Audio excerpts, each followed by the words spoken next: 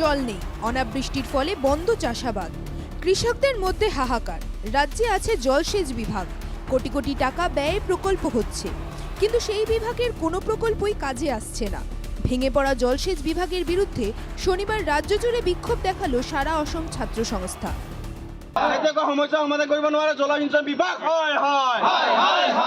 জলবায়ুৰ পৰিৱৰ্তনৰ ফলত অনাবৃষ্টিৰ ফলত অসমৰ পথাৰসমূহ একেবাৰে চিৰাল ফাট দিছে। খৰাঙৰ কাৰণে খেতিয়ক ৰাইজে মূৰে কপালে হাত দিব লগা হৈছে। আৰু সেই সময়তে যিটো সময়ত জলসিঞ্চন বিভাগটোৰ আটাইতকৈ বেছি গুৰুত্বপূৰ্ণ দায়িত্ব আছিল, জলসিঞ্চন বিভাগে কিন্তু ৰাইজক সকাহ দিব পৰাকৈ কোনো ধৰণৰ কাম কৰা নাই। জলসিঞ্চন বিভাগৰ যিবোৰ আঁচনি আছে, নামত আঁচনি আছে, নামত চেনেল আছে, কিন্তু সেই পথাৰত পানী দিব পৰাকৈ কাম হোৱা নাই।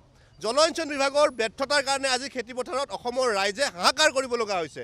যিটো সময়ত অসমৰ ৰাইজে লখিমী চপোৱাৰ কাৰণে পথাৰত ধান ৰোৱাৰ কাৰণে ব্যৱস্থা গ্ৰহণ কৰিব লাগিছিল, সেই সময়ত ৰাইজে প্ৰতিবাদ কৰিবলগীয়া হৈছে।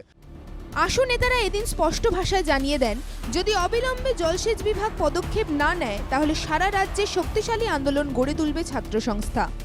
সমগ্ৰ অসমত সেইকাৰণে সদৌ অসম ছাত্ৰ সন্থাৰ আহ্বানত জিলা সদৰত এই ধৰণে প্ৰতিবাদ সাব্যস্ত কৰি জলসিঞ্চন মন্ত্ৰী আৰু জলসিঞ্চন বিভাগক আমি সাৱধানবাণী দিব বিচাৰিছোঁ যে অতি শীঘ্ৰে পথাৰত ৰাইজক খেতিপথাৰত পানী দিয়াৰ ব্যৱস্থা কৰক। জলসিঞ্চন বিভাগৰ দায়িত্ব হ'ল খেতিপথাৰত পানী দিয়া। যেতিয়ালৈকে পানী নিদিব আমি ছাত্ৰ সন্থা ক্ষান্ত নহওঁ। গতিকে অসমৰ ৰাইজৰ খেতিয়কৰ আমি সুবিধাৰ কাৰণে পানী দিবৰ কাৰণে আজি আমি ধৰ্ণা কাৰ্যসূচী ৰূপায়ণ কৰিছোঁ। যদি ইয়াৰ পিছত জলসিঞ্চন বিভাগে বিভাগে ব্যৱস্থা গ্ৰহণ নকৰে তেতিয়াহ'লে এই আন্দোলন কিন্তু কঠোৰৰ পৰা কঠোৰ হ'ব, ইয়াত কিয় ব্যাপক হবে এটু কথা নিশ্চিত। এদিকে জলসেচ বিভাগের ব্যর্থতার জন্য মন্ত্রী অশোক সিংহলকে দায়ী করেন আশু নেতারা। তাদের অভিযোগ, যেসব চ্যানেলের মাধ্যমে ফসলের মাঠে জল পৌঁছাবার কথা ছিল সেই সব চ্যানেলের মাধ্যমে গরম হচ্ছে নেতাদের পকেট। সকলোৱে জানে যে অসমৰ জলসিঞ্চন বিভাগটো আটাইতকৈ এটা ব্যৰ্থ বিভাগ, আৰু এই বিভাগটোক নেতৃত্ব দিছে এগৰাকী অনা অসমীয়া মন্ত্ৰী অশোক সিংহলে। অশোক সিংহল ডাঙৰীয়াৰ অসমৰ এই সমস্যাৰ ওপৰত কোনো ধৰণৰ গুৰুত্ব নাই, আৰু তেখেতৰ এই সমস্যাৰ ওপৰত কোনো জ্ঞানো নাই। অসমৰ খেতিয়কে কোন সময়ত কি খেতি কৰে, কেতিয়া বড়ো খেতি কৰে, কেতিয়া শালি খেতি কৰে, কেতিয়া ৰবি শস্য কৰে, কোন খেতিত কি ধৰণে জলসিঞ্চনৰ ব্যৱস্থা কৰিব তেওঁৰ কোনো ধৰণৰ জ্ঞান নাই, যাৰ কাৰণে বিভাগটোক পৰিচালনা কৰাত তেখেত ব্যৰ্থ হৈছে। আৰু জলসিঞ্চন বিভাগটো হৈছে এটা আটাইতকৈ ব্যৰ্থ বিভাগ, দুৰ্নীতিপৰায়ণ বিভাগ।